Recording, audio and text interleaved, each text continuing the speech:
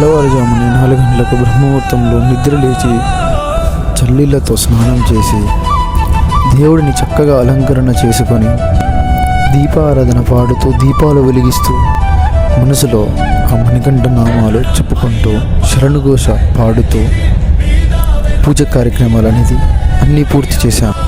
తర్వాత అయ్యప్ప దేవాలయానికి వచ్చి స్వామివారిని దర్శనం చేసుకున్నాను. ఈ గుడి ఎక్కడో కాదు, మనకి వరంగల్ దగ్గరలోనే ఆరపల్లి అయ్యప్ప టెంపుల్. ఈరోజు గుడిలో చాలామంది అయ్యప్ప స్వాములు కూడా ఇరుముడి కట్టుకోనికి వేచి వచ్చారు. వారితో పాటు నేను కూడా లైన్లో వేచి ఉన్నాను. తరువాత ఇరుముడి సామాను మొత్తం పట్టుకొని గురుస్వామి వద్దకు వచ్చి కూర్చున్నాను. స్వామి శరణమయ్యప్ప అంటూ శరణాలు చెప్పుకుంటూ కూర్చుని ఉన్నాను. ఆ గురుస్వామి ఇరుముడికి కావాల్సినవన్నీ తయారు చేస్తూ ఉన్నాడు. మనం కట్టుకునే ఇరుముడి 2 భాగాలు ఉంటాయి. ముందు ముడి దేవుడి కోసం మరియు వెనుక ముడి కానిముడి స్వామి మాలాధారణ వస్తువుల కోసం. ముందుగా ఆ విఘ్నేశ్వరుని ప్రార్థించి ఆ అయ్యప్ప స్వామిని తలుచుకుంటూ నా చేతిలో బియ్యం పోసి నా ఇరుముడిలో వెయ్యమని చెప్పారు. శరణమయ్యప్ప శరణమయ్యప్ప శరణమయ్యప్ప అంటూ 3 సార్లు తలుచుకుంటూ వెయ్యమని చెప్పారు. గురుస్వామి చెప్పినట్లుగానే మా కుటుంబంలో ఒక్కొక్కరుగా వచ్చి నా ఇరుముడిలో బియ్యం పోశారు.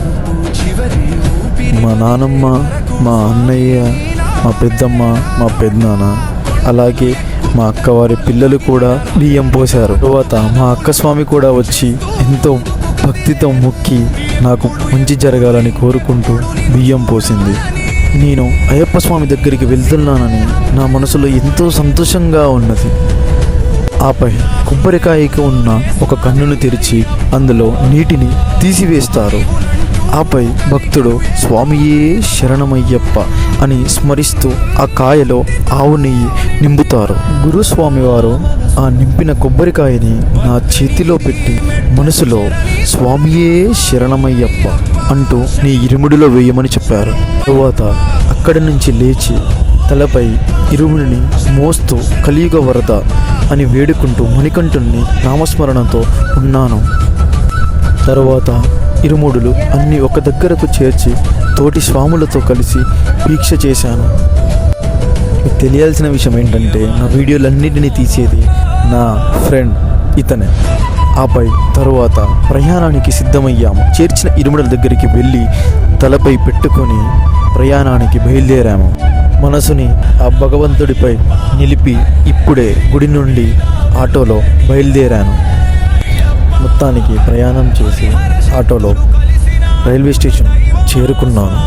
ఈ ఆర్చి చూస్తుంటే మీ అందరికీ తెలిసే ఉంటుంది, ఇది ఎక్కడో కాదు, మన వరంగల్ రైల్వే స్టేషన్.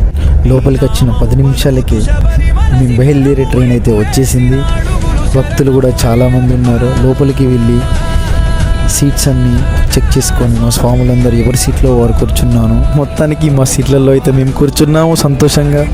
ప్రయాణం అయితే చాలా ఉత్సాహంగా సాగుతుంది. ఇక నేను రైలు దిగినాక తర్వాత తదుపరి విషయాలతో మళ్ళీ వచ్చే వీడియోలో మిమ్మల్ని కలుస్తాను. స్వామియే శరణమయ్యప్ప. స్వాములు please do like and subscribe. Thank you.